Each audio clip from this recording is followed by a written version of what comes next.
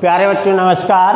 कक्षा 12 की भौतिक विज्ञान की ऑनलाइन क्लास में आपका स्वागत है। जैसा कि हम सभी लोग जानते हैं, हम लोग चौथा चैप्टर पढ़ रहे थे जिसका नाम था संधारित्र, और हम उसके न्यूमेरिकल लगा रहे थे। अभी तक हमारे 7 लेक्चर हो चुके हैं न्यूमेरिकल के। ये हमारा 8वां लेक्चर है जिसमें अभी तक हमने 44 सवालों को ख़त्म किया है। अब ये देखते हैं ये 45वां सवाल कैसे लगेगा। और मैंने कल भी बताया था कि ये कुछ अलग टाइप के सवाल होते हैं, इनको लगाने का कुछ अलग ही मेथड होता है। तो देखिए बेटा, जब इस टाइप का चित्र आए तो सबसे पहले तो मैं इसको कन्वर्टिंग करना सीखना है। चित्र को कैसे कन्वर्टिंग करते हैं तो चलिए देखते हैं। तो कन्वर्टिंग करने के लिए हम यहाँ पे जहाँ जहाँ ये पॉइंट है यहाँ हम कुछ पॉइंट मान लेंगे। तो हमने जैसे माना यहाँ पे ए था, बी था, तो यहाँ सी मान लिया, यहाँ डी मान लिया और यहाँ ई मान लिया।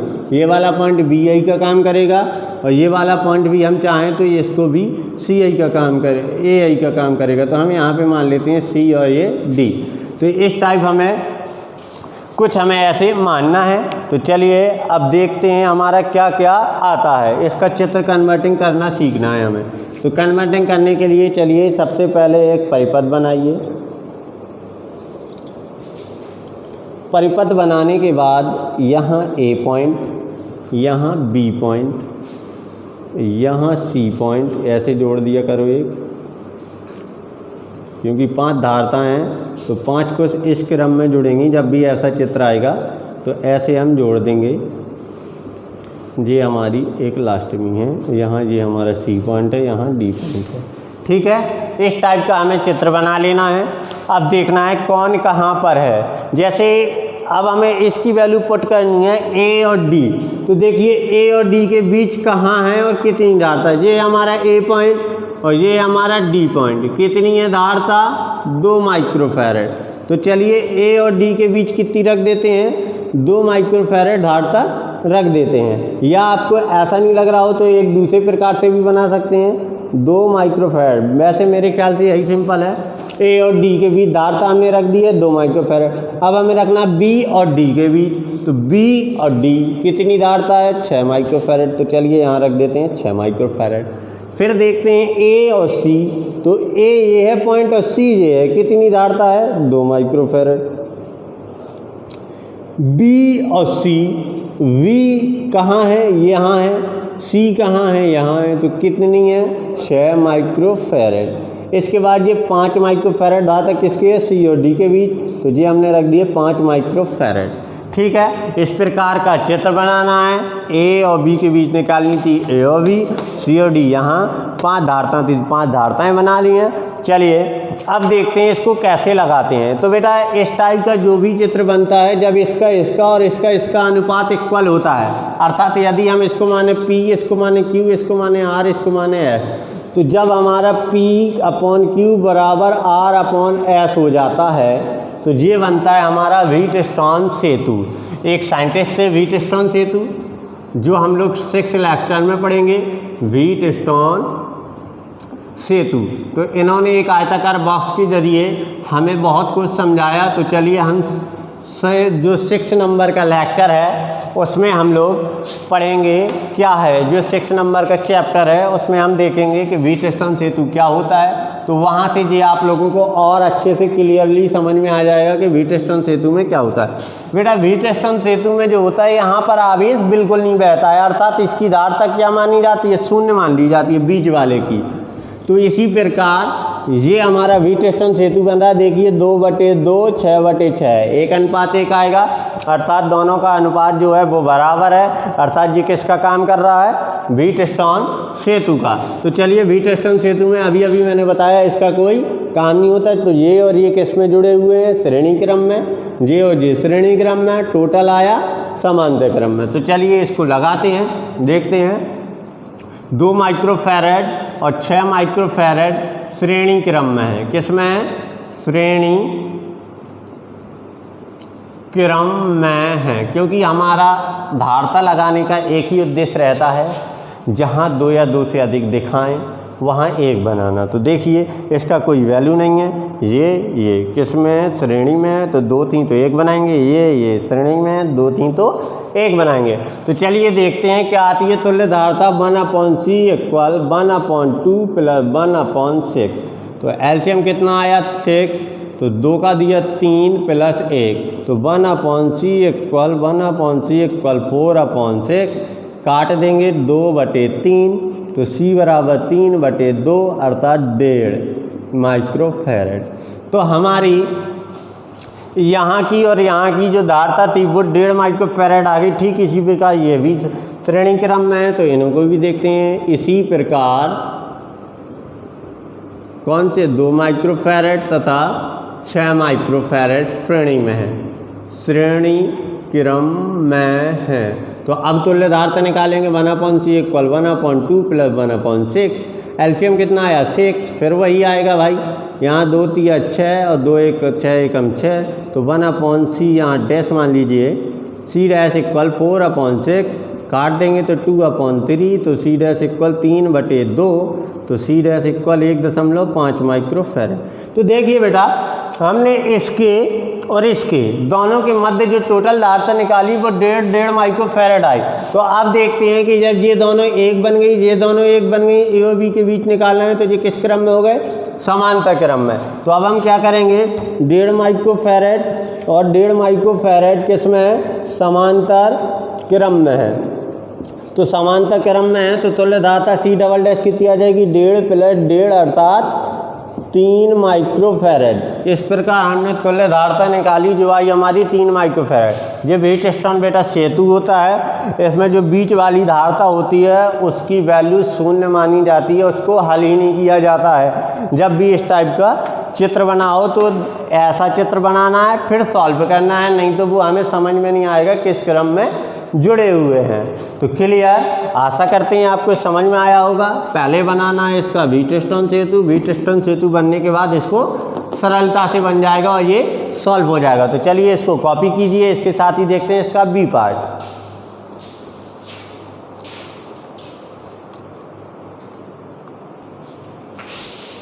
देखिए बेटा इसी का बी पार्ट देखते हैं हम लोग क्या है। देखिए यहाँ तक तो ये बिल्कुल ए पार्ट की तरह है, ओनली इसमें ये 2c और जोड़ दिया गया है।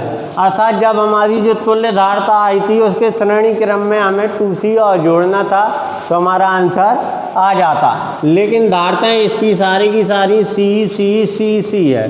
तो चलिए पहले ये इतने को ओनली वैसा बना के देखते हैं व्हीटस्टोन सेतु के रूप में, और फिर ये वाला 2c अलग से जोड़ देंगे।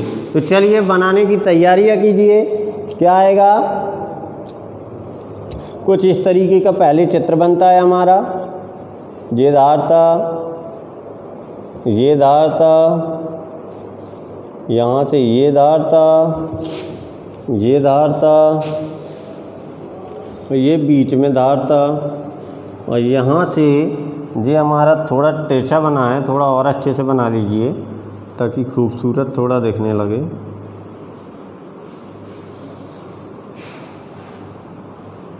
देखिए बेटा अब यहाँ पे ये 2c जोड़ा है तो यहाँ पे ये 2c जोड़ दीजिए। ठीक, ये धारता नहीं है बेटा,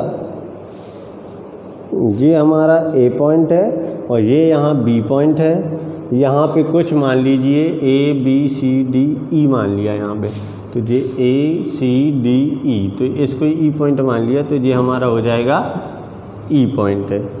ठीक, तो चलिए शुरू करते हैं। ये हमारा सी है और ये हमारा डी है। तो चलिए शुरू करते हैं। ए और सी, ए और सी, ये वाला कितनी है धारता, सी है तो सी रख दिया। सी और ई, तो सी और ई ये गई घूम के, यहाँ तो दो दिख रही हैं लेकिन ये देखो नीचे वाली सी, यहाँ पे देखेंगे सी ई और डी, ई और डी वो भी है सी, ए और डी ये भी है सी।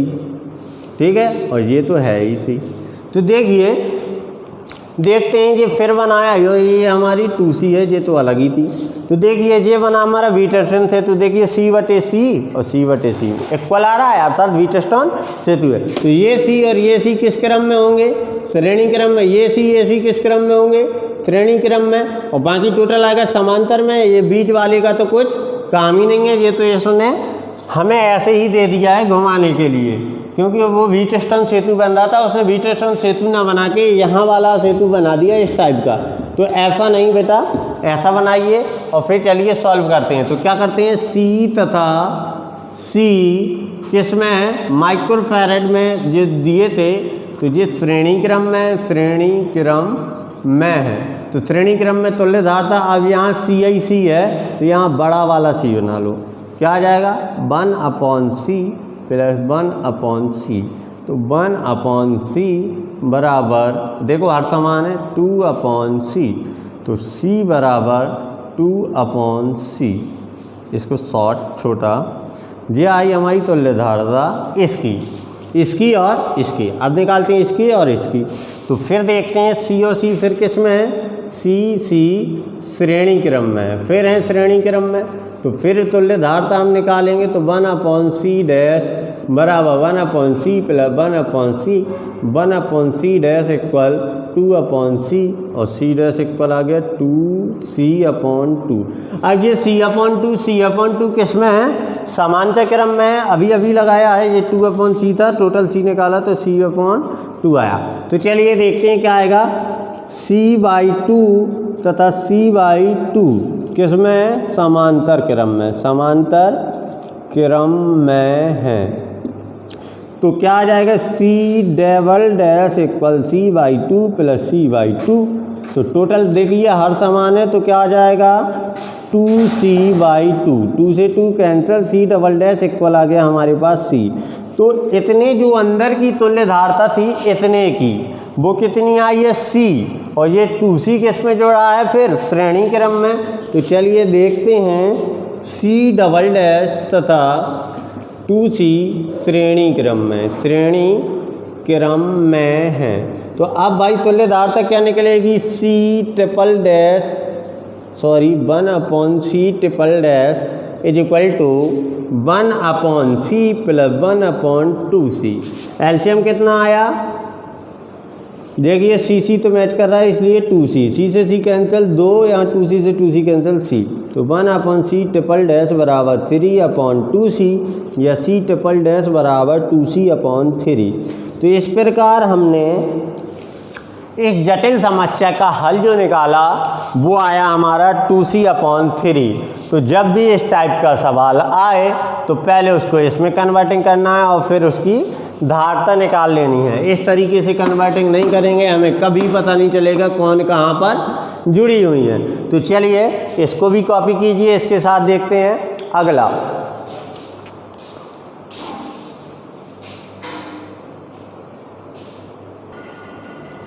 देखिए बेटा देखते हैं अगला सवाल। देखिए ये वाला भी व्हीटस्टोन सेतु ही बन रहा है, 2/2 सेम आया, अर्थात व्हीटस्टोन सेतु है। तो इसको तुम लोग खुद लगा सकते हो, इन दोनों को श्रेणी में, इन दोनों को श्रेणी में, फिर टोटल आया समांतर में, अर्थात आंसर कितना आएगा 2 श्रेणी में है तो 1 बना, ये भी 1 बना और 1 2। तो इसका टोटल आंसर कितना आएगा 2 माइक्रोफैरड आएगा। तो इसको तुम लोगों को घर पर लगाना है, बहुत ही ज़्यादा सिंपल है, ये दोनों श्रेणी में, ये दोनों श्रेणी में, इसके बाद समांतर में। चलिए देखते हैं फिर अगला। चलिए देखते हैं अगला कुछ इस तरीके का है, ये बहुत ही ज़्यादा जटिल समस्या है। चलिए इसको सॉल्यूशन करते हैं क्या आता है। तो चलिए देखते हैं। तो सबसे पहले हमने तुम्हें पिछली वीडियो में बताया था जहाँ पॉइंट लगाओ वहाँ से देखा जाता है श्रेणी में है या समांतर में। तो पॉइंट लगा रहता है, मैंने बताया था समांतर क्रम में। तो इन दोनों के बीच पॉइंट लगा है, इसका मतलब है ये दोनों समांतर क्रम में है। जब ये समांतर में, तो देखिए ये तो दिख ही रहा है समांतर में, तो ये तीनों किस में हो जाएंगी भाई, समांतर क्रम में। इसी प्रकार ये दोनों तो दिख ही रही हैं समांतर क्रम में, तो ये दोनों समांतर क्रम में। फिर टोटल जब इसका 1 बन जाएगा यहाँ आ जाएगा और इसका 1 बन जाएगा यहाँ आ जाएगा, तीनों किस में हो जाएंगी, श्रेणी क्रम में, और सॉल्यूशन आ जाएगा। तो चलिए देखते हैं ये क्योंकि ये दोनों दिख ही रही हैं, इनके बीच पॉइंट लगाया तो ये तीनों किस में हो जाएंगी, समांतर क्रम में। ये और ये समांतर में है और फिर टोटल आएगा श्रेणी क्रम में। तो चलिए देखते हैं क्या है, 2 माइक्रोफैरड और 6 माइक्रोफैरड और 3 माइक्रोफैरड समांतर क्रम में। किसमें, समांतर क्रम में है। पॉइंट से पहचाना जाता है भाई, पॉइंट लगाए इसलिए जो समांतर क्रम में है। क्या आएगा? C इक्वल 2 + 6 + 3, तो टोटल आया 11 माइक्रोफैरड। इसी प्रकार वो तो देख ही रहे हैं 4 और 5, तो 5 माइक्रोफैरड तथा 4 माइक्रोफैरड किसमें? समांतर क्रम में है।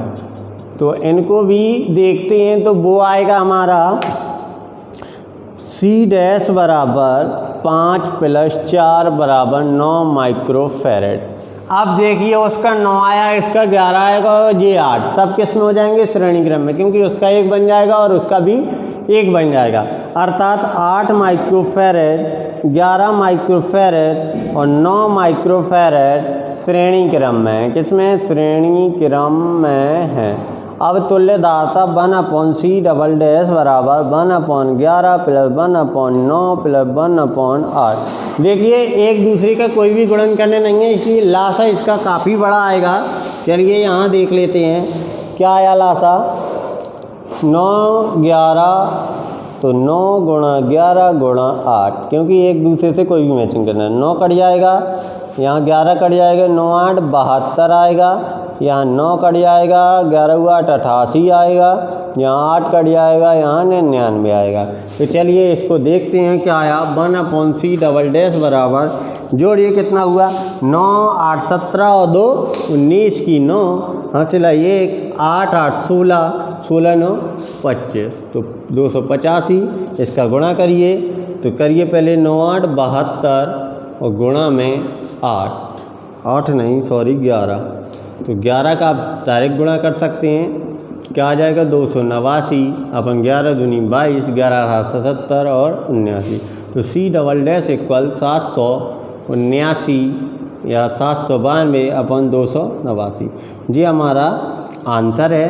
तो चाहे जितनी जटिल समस्या हो, हमें सॉल्यूशन बनता है तो आंसर हमारा आ ही जाएगा। तो चलिए इसको भी कॉपी कीजिए, फिर अगला देखते हैं। चलिए बेटा अगला देखते हैं क्या है। सवाल कह रहा है कि दिए गए परपथ में जो समान धारताएँ हैं, समान धारता के बाद A और C के बीच विभव दिया गया है 10 वोल्ट। तो हमें बताना है A और B और C, अर्थात C और A पर अलग अलग विभव की गणना कर देनी है। तो चलिए करते हैं A और C पर अलग अलग विभव की गणना या B पर विभव की गणना, सबकी गणना करते हैं, देखते हैं जो भी आंसर देना हो बाद में दे देंगे। ठीक है, तो कह रहा है A और C के बीच विभव, तो दो बिंदुओं के बीच विभव थोड़ी होता है, वो क्या होता है? विभव अंतर, अर्थात BA minus BC equal 10 volt दे दिया गया है। फिर सवाल ने कहा कि जो B सिरा है वो पृथ्वी से जुड़ा हुआ है। V सिरा किससे जोड़ दिया गया है?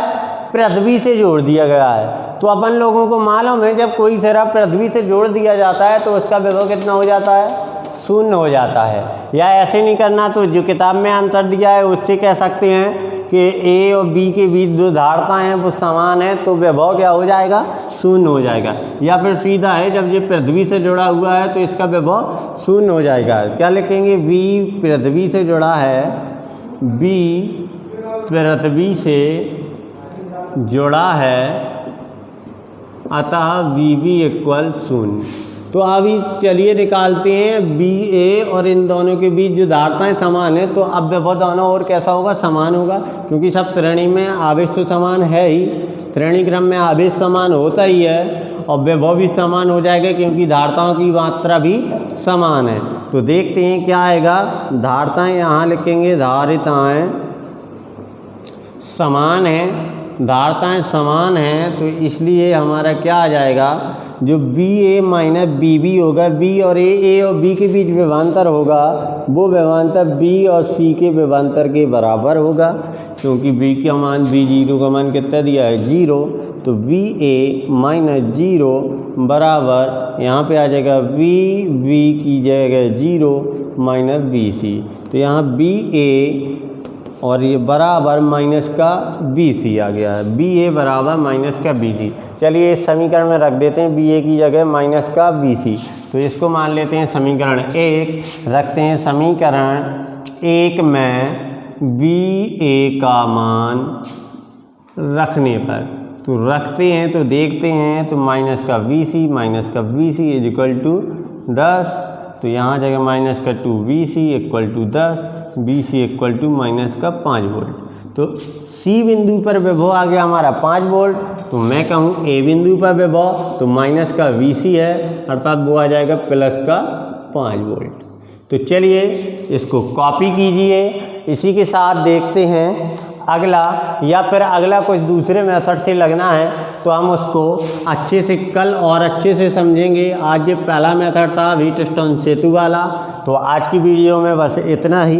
कल हम समझेंगे जब धारताएं और प्रतिरोध एक साथ जुड़े हों तो सवालों को कैसे लगाया जाता है। वीडियो अच्छी लगी हो तो लाइक सब्सक्राइब ज़रूर करें ताकि आपको नोटिफिकेशन सबसे पहले पहुंच जाए।